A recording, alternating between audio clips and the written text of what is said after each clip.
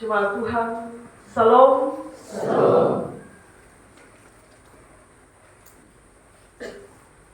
Kita merenungkan firman Tuhan dalam tema Tanah dan Laut dalam karya Kristus memberi makan semua orang. Saudara-saudara yang terkasih dalam Kristus, manusia berfilosofi tentang hidup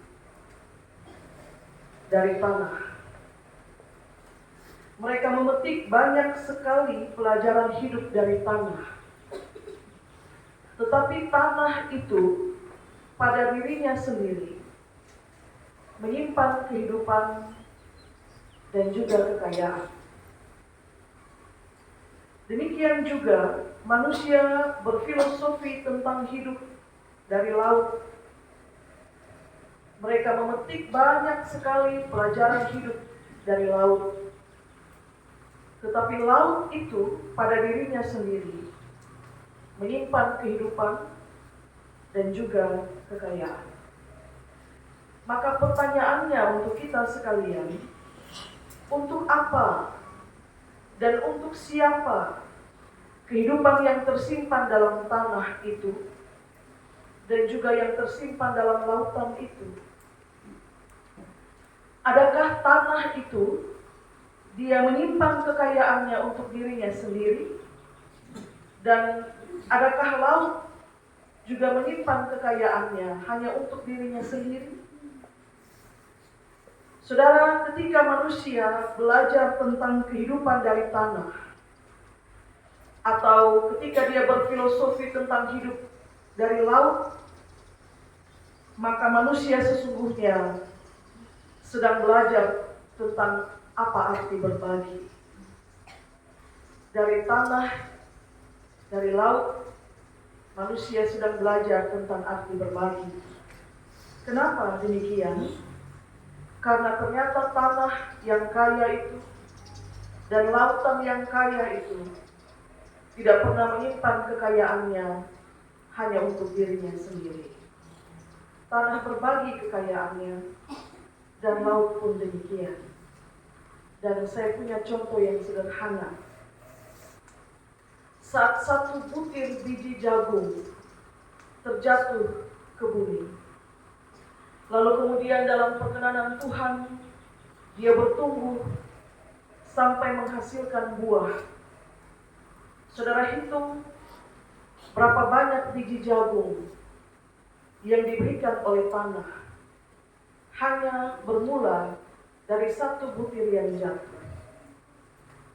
Kalau satu batang pohon jagung minimal dia mengeluarkan 3 bulir jagung, berapa banyak butir jagung yang dihasilkan hanya dari satu butir yang jatuh ke tanah? Berlimpah-limpah butir jagung. Atau saat kita melempar satu umpan kecil, katakanlah sebesar jari kelingking, kemudian umpan yang kecil itu dimakan oleh satu ikan besar sebesar pergelangan tangan orang dewasa, berapa banyak anggota keluarga yang hari itu menikmati ikan yang enak? Hanya bermula dari satu umpan kecil yang dilempar. Satu ikan besar diberikan oleh laut dari kekayaannya. Atau satu biji lemun, jeruk, dan lain sebagainya, atau satu biji pepaya yang jatuh, kemudian tanah mensuplai segala yang baik untuk pertumbuhannya. Berapa banyak buah pepaya yang dihasilkan hanya dari satu butir biji pepaya yang jatuh, atau dari biji lemun, biji jeruk yang jatuh. Berlimpah-limpah hasilnya. Tanah tidak menyimpan kekayaannya untuk dirinya sendiri, demikian juga laut. Sehingga kalau kita bertanya, untuk apa dan untuk siapa kehidupan yang tersimpan dalam tanah dan dalam laut, juga kekayaan-kekayaan itu, maka jawabannya adalah untuk semua ciptaan, untuk memelihara keberlangsungan hidup semua ciptaan.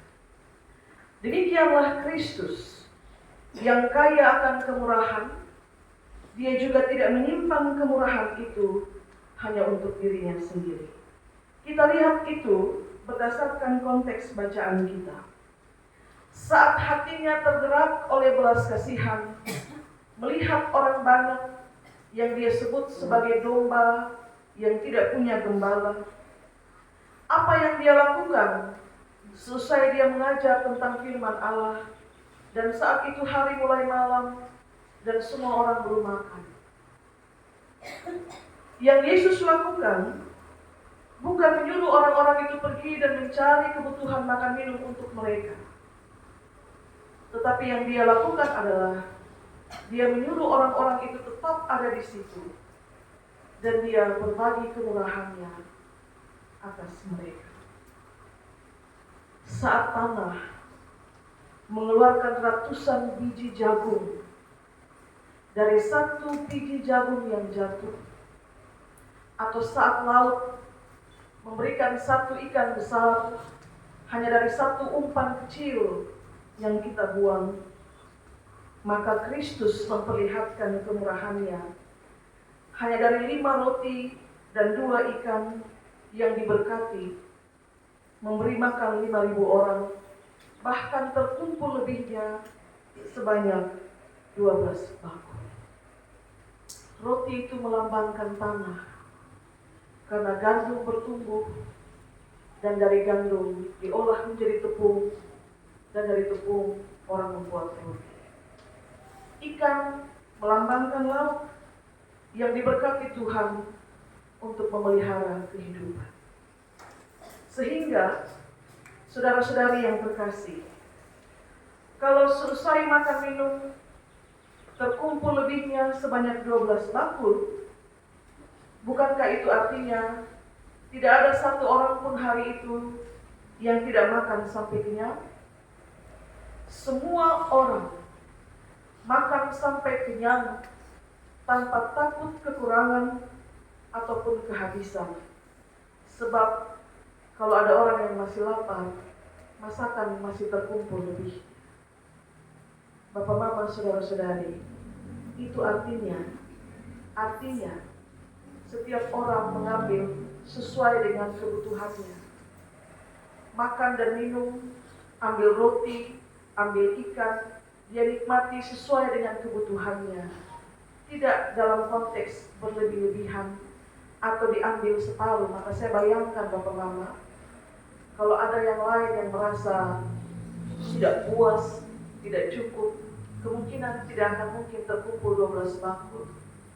Karena separuh yang lebih itu ada yang seisi dalam tas, ada yang seisi dalam sarung, dalam baju untuk bawa pulang. Ya, seperti mungkin pengalaman beberapa orang yang kasuistik, saya suka omong kasuistik. Dalam beberapa cerita, ya, kadang-kadang tuan pesta bilang, kita hampir kekurangan daging. Loh, kenapa? Bukankah yang dipotong berekor-ekor, benar yang dipotong berekor-ekor, tapi yang lain sebungkus bawa pulang duluan sebelum pesta dimulai. Jadi bagaimana tidak kurang, ya? Kalau kue-kue kita potong, kita isi separuh dalam tas. Daging-daging kita potong, kita isi separuh dalam tas, kita bawa pulang. Bapak di rumah belum makan, jadi saya bawa pulang. Ya, mungkin kita rasa lucu, kita alami sendiri kan? Setiap orang hari itu makan dengan cukup menurut ukurannya, dan semua makan sampai kenyang. Terkumpullah lebihnya 12 bakul. Maka saudara-saudari yang terkasih dalam Kristus, sekali lagi, ketika manusia belajar tentang arti berbagi dari tanah dan laut, maka dari Kristus, menurut konteks bacaan kita bukan hanya sekedar belajar dari Kristus tentang apa arti berbagi, tetapi dari Kristus menurut bacaan kita juga belajar tentang apa artinya percaya. Percaya sungguh-sungguh bahwa Tuhan sanggup melakukan segala perkara yang terlihat mustahil, sekalipun untuk menjadi mungkin bagi semua orang. Hari itu, yang makan roti dan ikan bukan hanya sekian dari 5.000, Tapi 5.000-5.000-nya makan dari berkat yang Tuhan sediakan. Semua orang menikmati segala yang dimungkinkan bagi Allah. Bahkan sebelumnya terlihat mustahil. Waktu murid-murid menyampaikan kepada Yesus, kalau begitu suruhlah mereka pergi untuk mencari makan sendiri. Tapi Yesus bilang tidak, kamu harus kasih mereka makan. Lalu murid-murid berpikir dalam keterbatasannya, dibutuhkan uang 200 dinar untuk membeli roti bagi semua mereka ini. Tapi Yesus bilang, berapa yang ada padamu? Coba lihat, hanya 5 roti dan 2 ikan. Dan dengan 5 roti dan 2 ikan yang diberkati, semua orang makan sampai kenyang. Dan terkumpul lebihnya 12 bakul. Sebab apa, saudara? Sebab ketika Kristus berkarya, semua orang pasti diberi makan. Pasti diberi makan. Maka saudara-saudari yang terkasih dalam Kristus, kalau manusia mendapatkan makan dari laut, satu hal paling sederhana yang harus, paling tidak yang bisa manusia lakukan adalah jagalah laut itu. Dan kalau manusia mendapatkan makanan dari tanah, maka satu hal paling sederhana yang bisa manusia lakukan adalah rawatlah tanah itu dengan kesuburannya. Dan juga ketika dalam iman, manusia meyakini bahwa kehidupannya terpelihara oleh karena kemurahan Allah, maka yang harus manusia lakukan dalam perkara kekurangan sekalipun adalah dia harus percaya bahwa pemeliharaan itu bukan hanya Allah nyatakan saat dia berkelimpahan, tetapi saat dalam kekurangan pun ternyata Allah tidak melepaskan pemeliharaannya atas manusia. Dimulai dari satu titik percaya, itu sama dengan satu butir jagung menghasilkan ribuan butiran jagung, satu umpan kecil menarik satu ikan besar, dan satu titik kepercayaan melahirkan limpahan sukacita. Seperti satu orang oma yang sakit di rumah sakit, dia masuk keluar, tapi dia tidak pernah berhenti berharap. Bapak mama, satu waktu dia bilang, saya hanya punya percaya, saya hanya punya setitik saja percaya bahwa Tuhan pasti kasih sembuh saya. Dan bayangkan saudara, hanya dari satu titik kepercayaan itu, berapa banyak sukacita yang lahir, damai sejahtera yang lahir, dan berkat yang mengalir dalam kehidupannya, dalam pergumulannya, yang kemudian dipulihkan oleh Bapa di surga. Hanya dari satu titik percaya. Maka saudara-saudari yang terkasih dalam Kristus, di tengah-tengah eksploitasi danau Galilea, ikan-ikannya yang diperoleh hanya untuk memenuhi kebutuhan makan minum orang-orang kaya pada masa itu, dengan berkat atas 5 roti dan 2 ikan, sebenarnya Yesus hendak mengatakan dan menunjukkan bahwa Dia berkuasa untuk memberkati segala yang dipandang kurang oleh manusia untuk menjadi berlimpah. Oke, itu perenungan kita tentang lingkungan hidup. Bahwa dari apa yang sedikit, dengan berkat Tuhan, Dia menyediakan segala sesuatu berlimpah-limpah. Roti menyimbolkan tanah, dan ikan menyimbolkan laut. Saat kita berpikir tentang kekurangan, Tuhan kasih tunjuk bahwa dalam berkat-Nya manusia menikmati segala yang baik. Manusia menikmati segala yang baik. Ingat bahwa 5 roti dan 2 ikan itu diserahkan kepada Tuhan, bukan diserahkan kepada yang lain, hanya ke dalam tangan Tuhan. Segala kekurangan kita diserahkan ke dalam tangan Tuhan. Dan nanti lihat bagaimana Dia memberkati tanah dan laut. Demikianlah daripada semua itu kita mendapatkan berkat untuk kehidupan kita. Maka jagalah laut dan juga jagalah tanah. Daripadanya kita hidup. Demikian Bapak Mama petani Ya, kadang-kadang kalau kita pipitin syukur panen, bilang ini tahun hasil kurang dan lain sebagainya. Tidak banyak jemaat kita yang juga berprofesi sebagai nelayan, tapi beberapa suka pergi pancing ikan, kadang-kadang pulang bawa hasil banyak, kadang-kadang bawa juga tidak terlalu banyak. Mari berefleksi tentang hal itu. Segala sesuatu yang dirawat dengan baik, dijaga dengan baik.